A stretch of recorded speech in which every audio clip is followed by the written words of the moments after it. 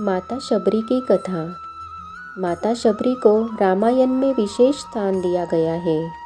ये बात भगवान राम के जन्म से पहले की है। भील जाति के कबीले के राजा अज के घर बेटी ने जन्म लिया था। उसका नाम श्रमणा था। कालांतर से उसका नाम शबरी हुआ। शबरी की माँ का नाम इंदुमती था। माता इंदुमती भी शबरी से बहुत प्यार करती थी। बचपन से ही शबरी पशु पक्षियों के भाषा समझकर उनसे बातें किया करती थी और जब शबरी की माँ उसे देखती तो कुछ समझ नहीं पाती थी।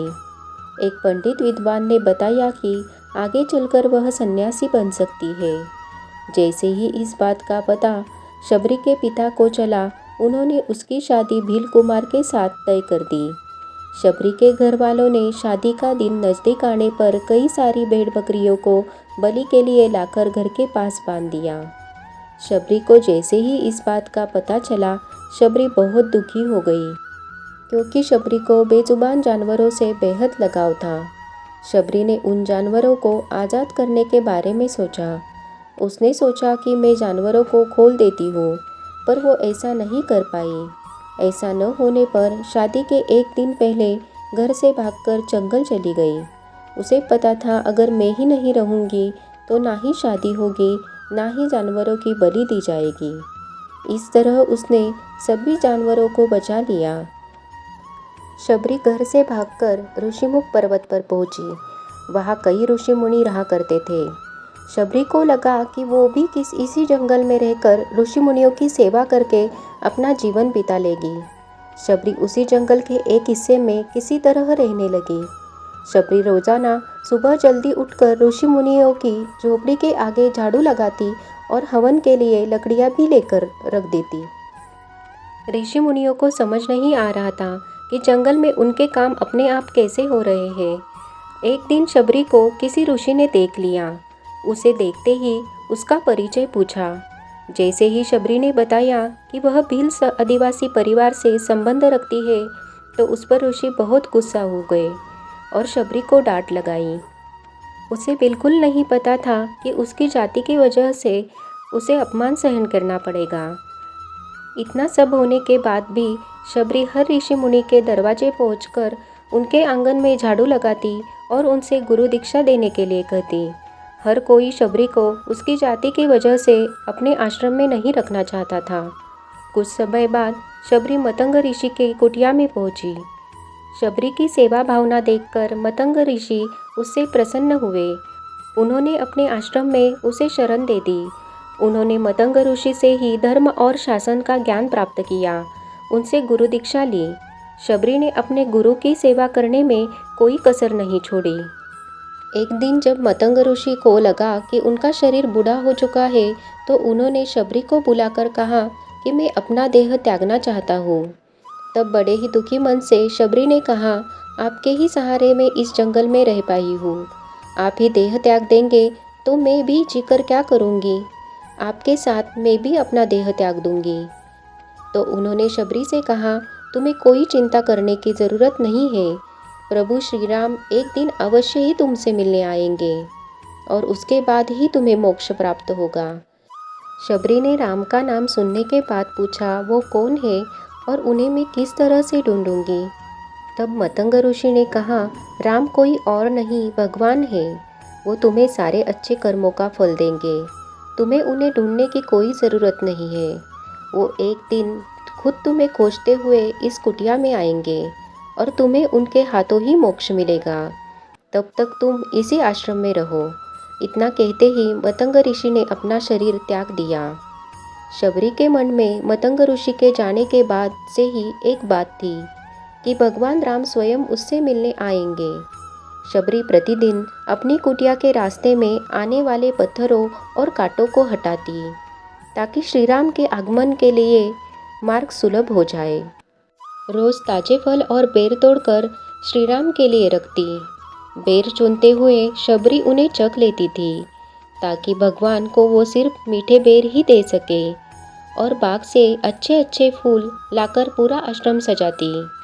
इस तरह प्रभु श्री राम की राह में कई साल बीत गए। एक दिन आश्रम के पास के ही तालाब में शबरी पानी लेने के लिए गई। तभी एक ऋषि ने उसे अछूत कहते हुए एक पत्थर मार दिया। वो पत्थर शबरी को लगा तो उससे खून बहने लगा। बहते हुए खून की एक बूंद उसी तालाब के पानी में गिर गई। तालाब का पूरा पानी खून में बदल गया। ये सब देखने के बाद उस ऋषि ने शबरी को डांटा और कहा कि तुम्हारी वजह से ही तालाब का पूरा पानी खराब हो गया। रोज ऋषि उस पानी को साफ करने के लिए कई तरह की विद्याओं का इस्तेमाल करते।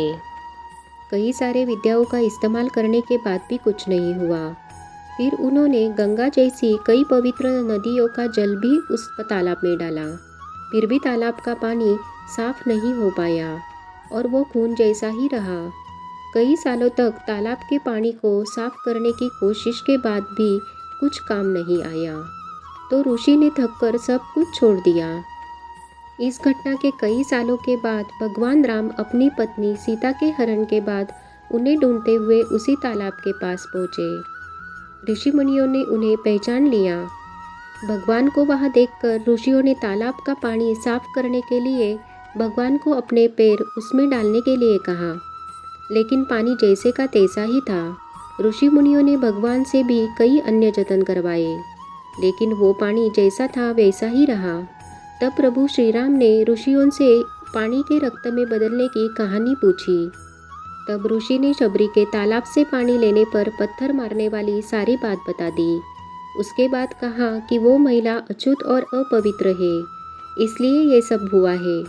उसी वक्त भगवान राम ने कहा, ये सब आप लोगों को के खराब वचनों के कारण हुआ है।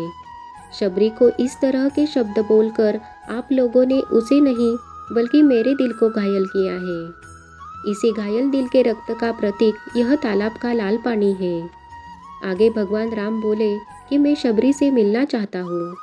तब शबरी उसी तालाब के पास से जा रही थी। इस दौरान शबरी के पैर को ठोकर लगी और उसकी कुछ धूल उस तालाब में गिर गई। तभी तालाब का सारा पानी साफ हो गया। भगवान राम ने ये सब देखते हुए कहा कि आप लोगों ने क्या कुछ नहीं किया, लेकिन पानी साफ नहीं हो पाया, पर शबरी के पैर की थोड़ी सी धूल ने ही तालाब का पानी साफ कर दिया।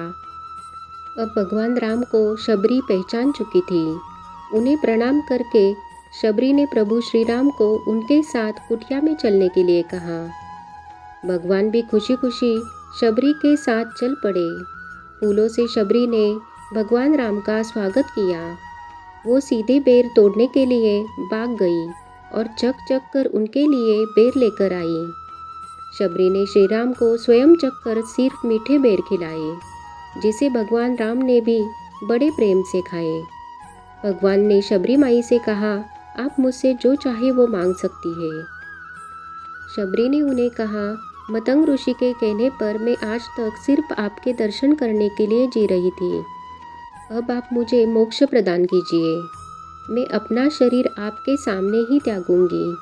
उसी वक्त शबरी ने अपना शरीर त्याग दिया। भगवान राम ने अपने हाथों से उनका अंतिम संस्कार किया और सीता माँ की खोज में आगे बढ़ गए। इस तरह से ऋषि मतंग की बात सच साबित हुई और शबरी को भगवान राम के दर्शन भी हुए। तभी से भगवान राम को शबरी के राम भी कहा जाने लगा।